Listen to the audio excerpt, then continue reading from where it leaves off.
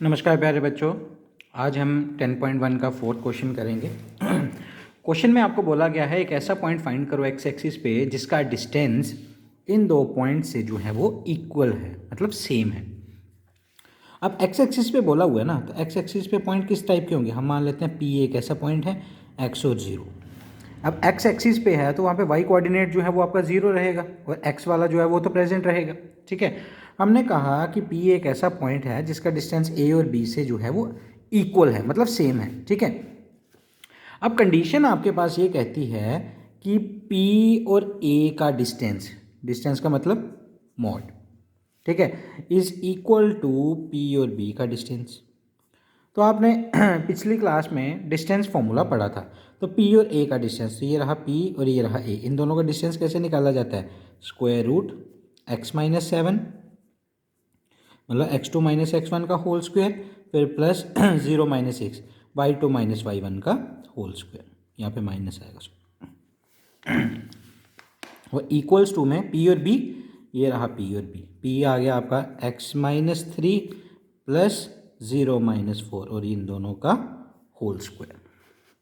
ठीक है, सॉल्व करेंगे, दोनों साइड स्क्वायरिंग कर लो बोथ साइड, तो रूट कट जाएगा। यहाँ पे आपके पास बचा x-7 का स्क्वायर और प्लस -6 का स्क्वायर, और यहाँ पे बचा x-3 का स्क्वायर और यहाँ पे बचा -4 का स्क्वायर।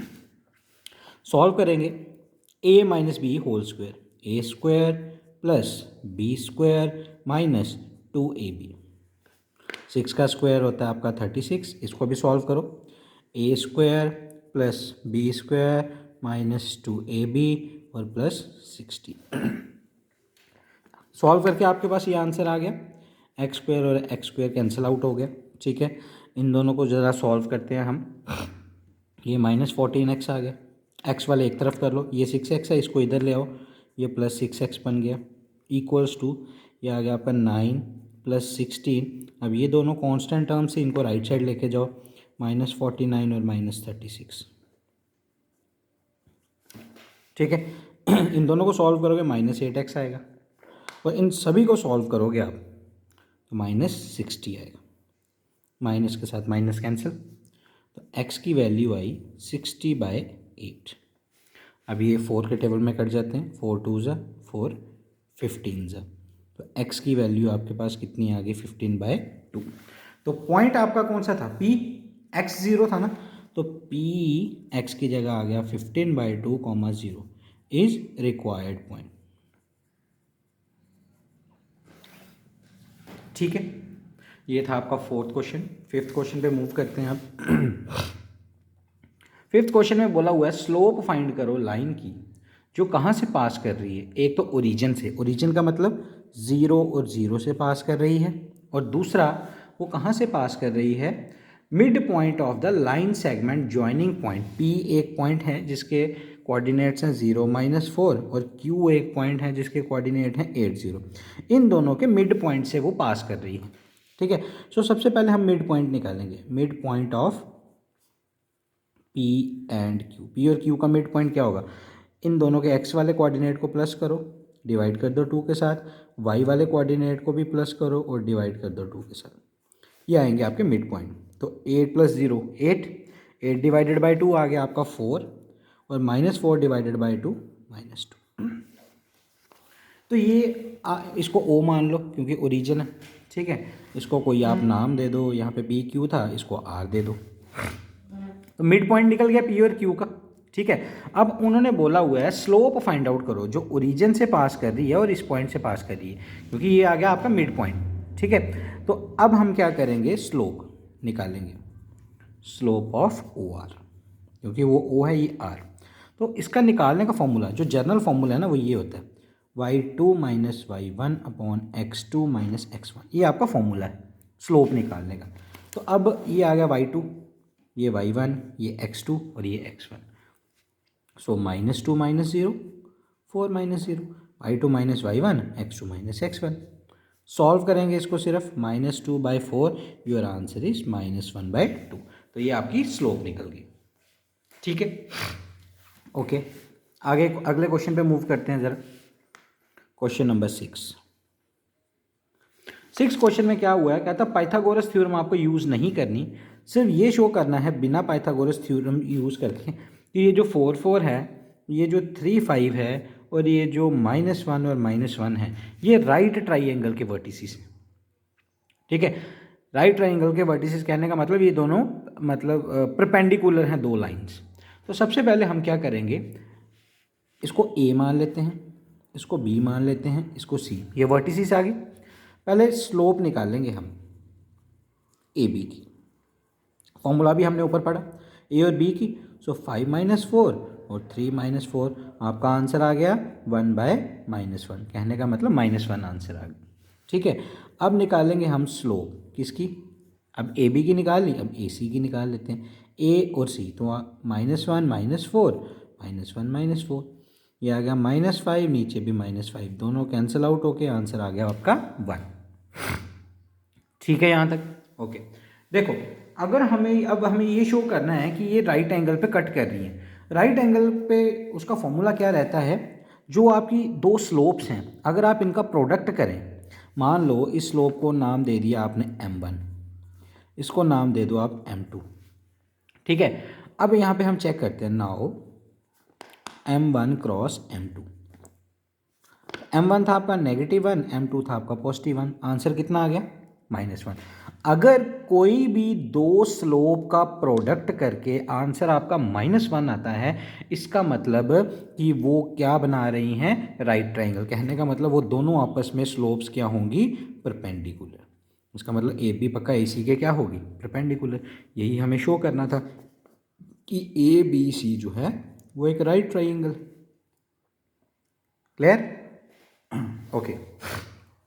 अगर यहाँ पे पैरेलल का कंसेप्ट होता ना, उन्होंने वो पूछा होता कि ए बी किसी दूसरे लाइन के पैरेलल है, तो उन दोनों की स्लोप्स निकालनी थी और वो दोनों स्लोप्स इक्वल आनी चाहिए। अगर ये -1 है वो भी -1 आनी चाहिए। अगर स्लोप्स इक्वल आए देन वो पैरेलल होंगी लाइंस, और अगर स्लोप्स का प्रोडक्ट -1 आए तब वो परपेंडिकुलर होंगी आपस में।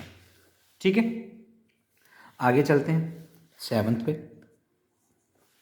7th है, आपको स्लोप फाइंड करनी है उस लाइन की जो 30 डिग्री एंगल बना रही है, किसके साथ, वाई एक्सिस की पॉजिटिव डायरेक्शन के साथ। तो पहले थोड़ा डायग्राम देख लेते हैं। ये आपकी आ गई वाई एक्सिस और ये आ गई एक्स एक्सिस। उन्होंने कहा हुआ है वाई एक्सिस की पॉजिटिव के सॉरी जो वाई एक्सिस का है पॉजिटिव साइड, तो ये पॉजिटिव साइड है, इसके साथ वो 30 डिग्री का एंगल बना रही है, तो ये मान लेते हैं 30 डिग्री आ गया। ठीक है, और ये भी कहा था measured in anti clockwise. Anti clock का मतलब आपको उल्टा इस तरीके से मूव करना, तो हमने इसी तरीके से एंगल बनाया हुआ है। अब देखा तो यहाँ से जाता है ना, ये एक्सिस यहीं से देखा जाए क्योंकि ये स्टार्टिंग पॉइंट होता है आपका। अब यहाँ से लेकर और यहाँ तक ये 90 डिग्री भी तो ऐड हुए और ये 30 ये ऐड हो गया, 90 और 30 दोनों ऐड होंगे। सो हम यहाँ पे लिखेंगे ये O आ गया, इसको नाम दे देते हैं P। तो यहाँ पे OP जो है वो कितना एंगल बना रहा है, OP makes an angle 90 + 30 degree, मतलब 120 डिग्री जो है वो बना रहा है। देखो स्लोप, एंगल के केस में स्लोप को हम कैसे निकालते हैं, टैन की फॉर्म में, मतलब टैन थीटा। थीटा जो भी आपका एंगल होगा उसके साथ टैन लगा के उसकी वैल्यू फाइंड करेंगे, वो भी आपकी स्लोप ही कंसीडर की जाती है। ये वाली जो हमने स्लोप निकाली ये पॉइंट स्लोप फॉर्म थी, मतलब पॉइंट्स दिए थे तो हमने स्लोप निकाली।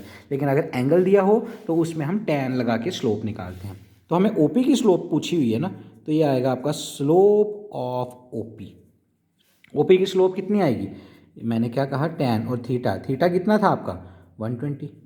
अब 120 की तो हमारे पास कोई वैल्यू होती नहीं, तो इसको ज़रा चेंज करेंगे, टैन 180 - 60।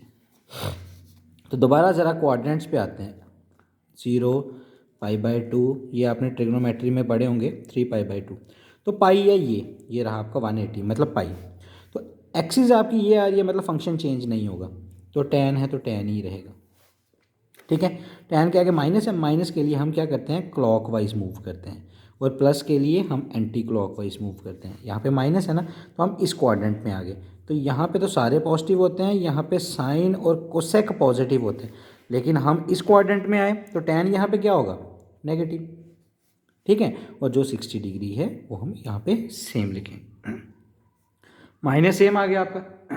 ठीक है, और tan 60 की वैल्यू कितनी होती है, √3। क्लियर? यही आपके पास आंसर है।